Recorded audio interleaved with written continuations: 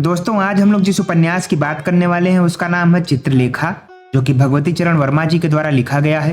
और अभी तक इस कहानी में हमने 20 परिच्छेद कंप्लीट कर लिए हैं। आज से इसका 21वां परिच्छेद शुरू होगा, जो कि ये दूसरा अंतिम परिच्छेद है। इसके बाद कहानी का अंत है। तो दोस्तों अगर आप यहाँ तक बने हैं तो आगे भी हमारा साथ देते रहिए। चलिए कहानी को शुरू करते हैं। मृत्युंजय के यहाँ से लौटकर श्वेतांक ने बीजगुप्त से कहा, योगी कुमारगिरी का शिष्य विशाल देव आज मुझसे मिला। वह कह रहा था कि देवी चित्रलेखा अच्छी तरह से हैं और उनका स्वास्थ्य अच्छा है। बीजगुप्त ने कोई उत्तर न दिया। श्वेतांग ने फिर पूछा, क्या मेरे लिए यह उचित न होगा कि मैं स्वामिनी को जाकर देखाऊं?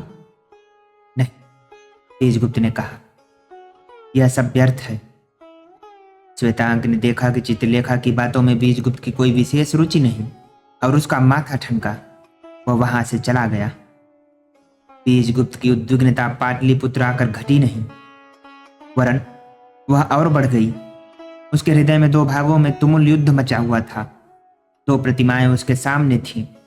चित्रलेखा के चले जाने के बाद उसने अपने जीवन में एक प्रकार के सूनेपन का अनुभव किया था और वह सूनापन उसके लिए असहाय था।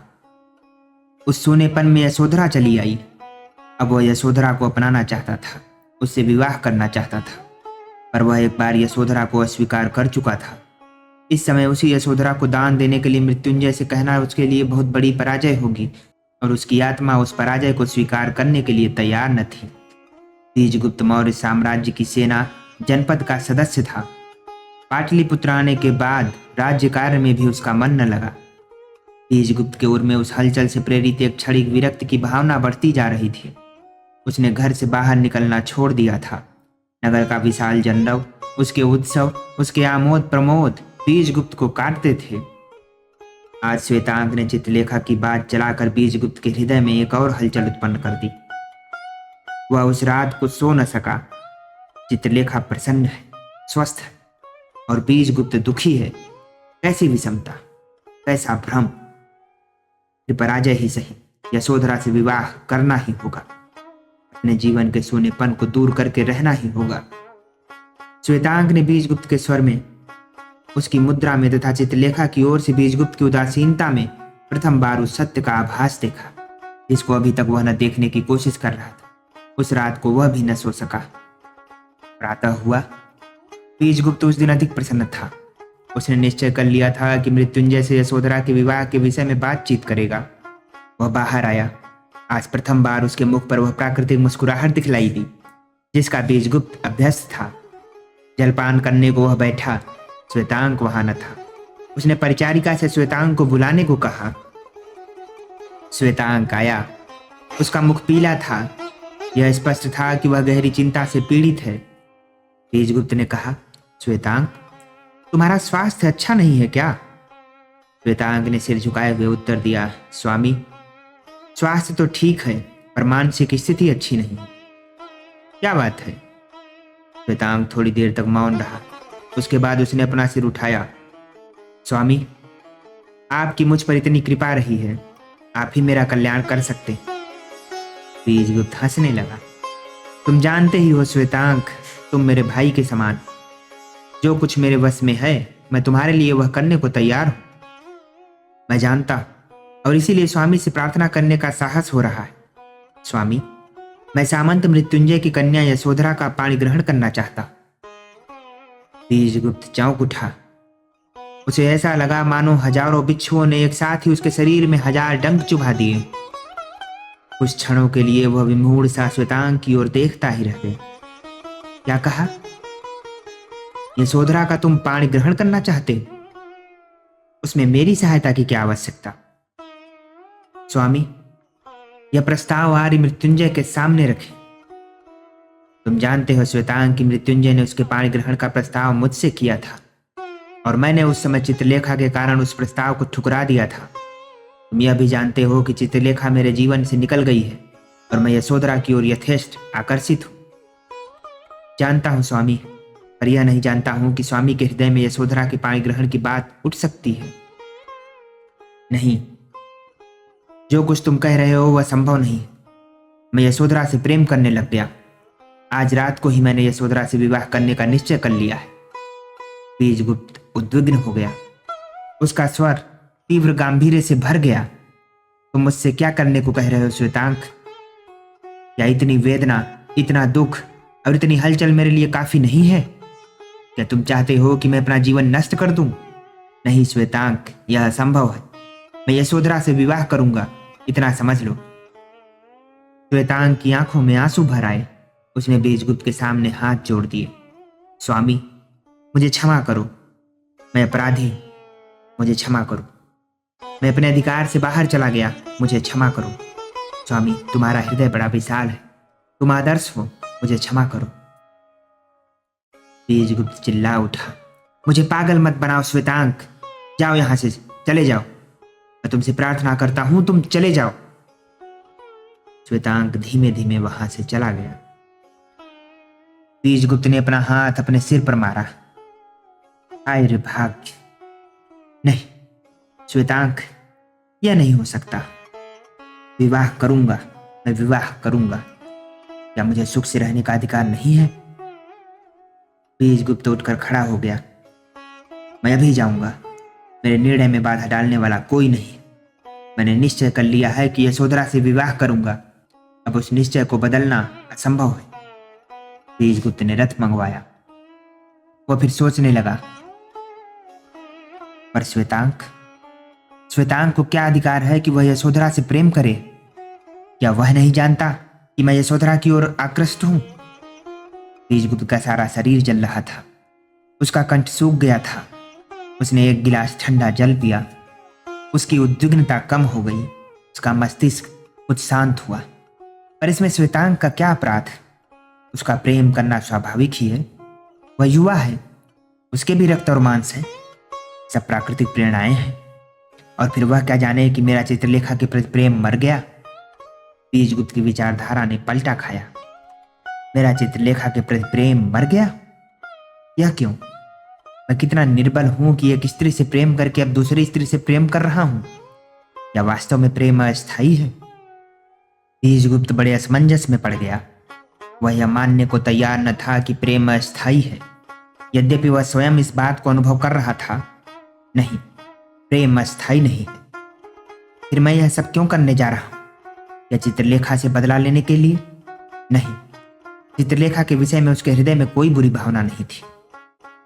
रथ द्वार पर आ गया था। बीजगुप्त यशोधरा के भवन की ओर चल दिया। फिर भी उसकी विचार श्रृंखला टूटी नहीं। क्या संयम के यही अर्थ है? क्या संसार में अपनापन ही सब कुछ है? तो फिर मनुष्य में और पशु में भेद क्या है? प्रत्येक प्राणी अपने लिए जीवित है।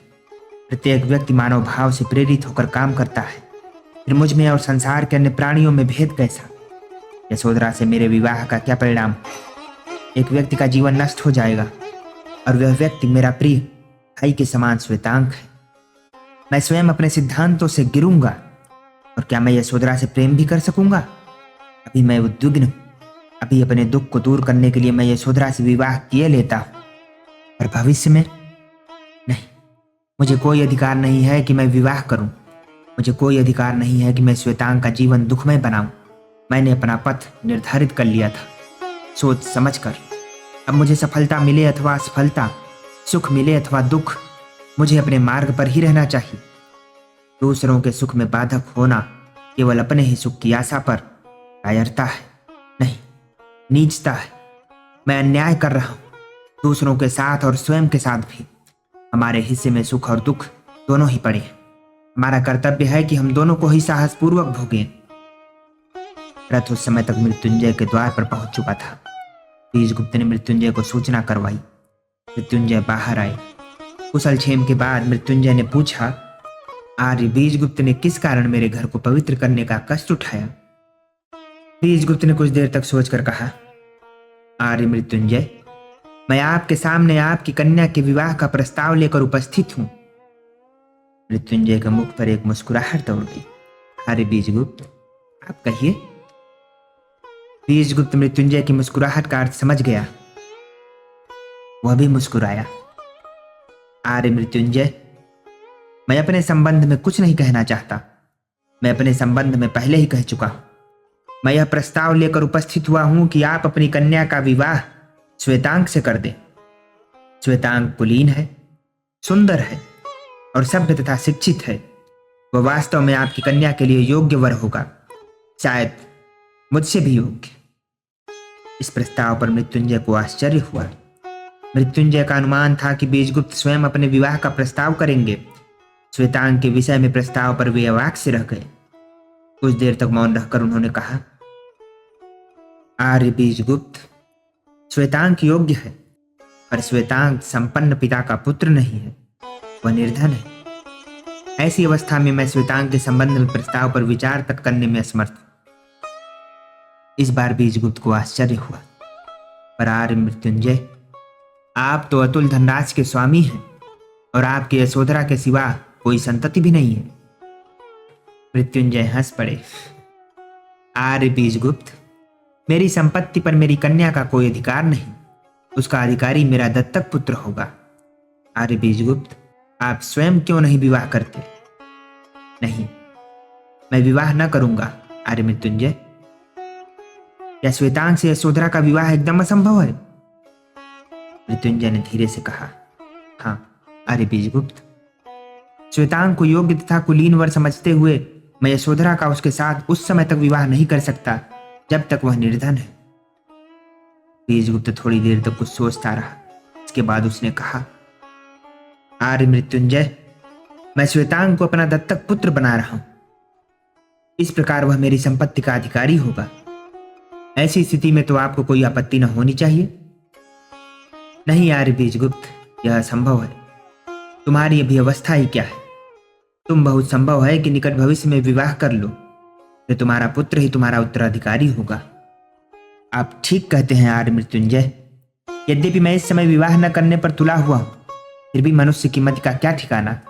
पर मैं चाहता हूं कि श्वेतांग का और यशोधरा का विवाह हो जाए। इस विवाह से दोनों सुखी होंगे। इसके लिए मैं बड़ा से बड़ा त्याग करने को प्रस्तुत हूं। आर्य मृत्युंजय, मैं अपनी सारी संपत्ति श्वेतांग को दान कर दूंगा। मृत्युंजय आसमान से नीचे गिरे। तुम नहीं जानते आर्य बीजगुप्त, तुम क्या कर रहे हो। तुम्हारा चित्त स्वस्थ नहीं है। आप मेरी कुछ चिंता न करें। मैंने आपके सामने कह दिया है कि मैं अपनी सारी संपत्ति श्वेतांग को दान कर दूंगा। आप इसके साक्षी हैं। रही सामंत पदवी की बात, इसमें राज्याज्ञा की आवश्यकता होगी। उसका भी मैं सम्राट से आज मिलकर प्रबंध कर लूंगा। अब आपको कोई आपत्ति न होनी चाहिए। मृत्युंजय ने बीजगुप्त की ओर आंखें फाड़ कर देखा। मैं एक बार फिर तुम्हें अवसर देता हूं। अपना प्रस्ताव स्वीकृत हो जाने के बाद फिर तुम पीछे न हट सकोगे। बीजगुप्त ने एक एक शब्द पर जोर देते हुए कहा, आर्य मृत्युंजय, मैं जो कुछ कह चुका हूं करूंगा। मैं मनुष्य हूं, बात से फिरना मैं नहीं जानता। तो फिर तुम्हारा प्रस्ताव स्वीकृत है, मृत्युंजय ने कांपते हुए स्वर में कहा। बीजगुप्त उठ खड़ा हुआ। मैं जाता हूं। दान पात्र तथा पदवी के लिए राज्याज्ञा का प्रबंध आज ही हो जाएगा। विलंब की कोई आवश्यकता नहीं।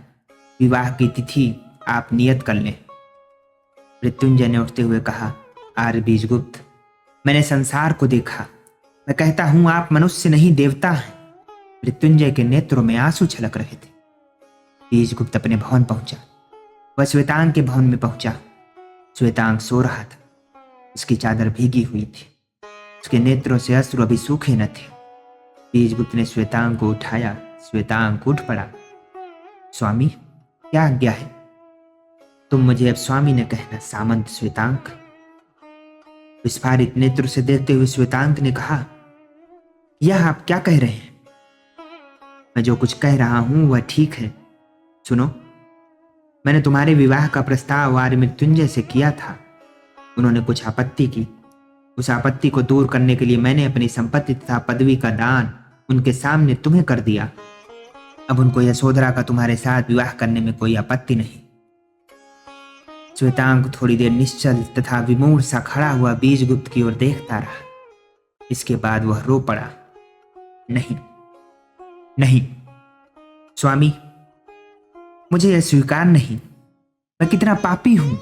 स्वामी, मुझे क्षमा करो। मैं जाता हूं, मुझे क्षमा करो। मैंने आपके जीवन को नष्ट किया है। आप मुझ नराधम पर यह दया क्यों कर रहे हैं? मुझे स्वीकार नहीं। वह बीजगुप्त के चरणों में गिर पड़ा। बीजगुप्त ने श्वेतांग को उठाया। श्वेतांग, जो कुछ होना था वह हो चुका। अब यदि तुम्हारे हृदय में मेरे प्रति कुछ भी स्नेह है तो जो कुछ मैं कह रहा हूं स्वीकार करो। संसार के सामने मुझे झूठा न बनने दो। मैंने इस वैभव को काफी भोगा है, अब चित्त फिर गया है। इस वैभव को तुम भोगो। मैं तुमसे प्रार्थना करता हूं, तुम अस्वीकार न करो। चलो, दान पत्र तथा पदवी के लिए राज्याज्ञा का प्रबंध करना है। दोस्तों, फिलहाल ये कहानी अब एक ऐसे मोड़ पर आ चुकी है जहां पर बीजगुप्त ने साबित कर दिया कि वह सचमुच के राजा है। बीजगुप्त का किरदार मुझे काफी भाया। बीजगुप्त और कुमारगिरी को लेके आपकी क्या राय है? कमेंट करके जरूर बताएं। और हाँ, कहानी का अंत जानने के लिए हमारी अगली वीडियो का इंतजार करें। मिलते हैं आपसे इस कहानी के आखिरी वीडियो में। तब तक के लिए नमस्कार।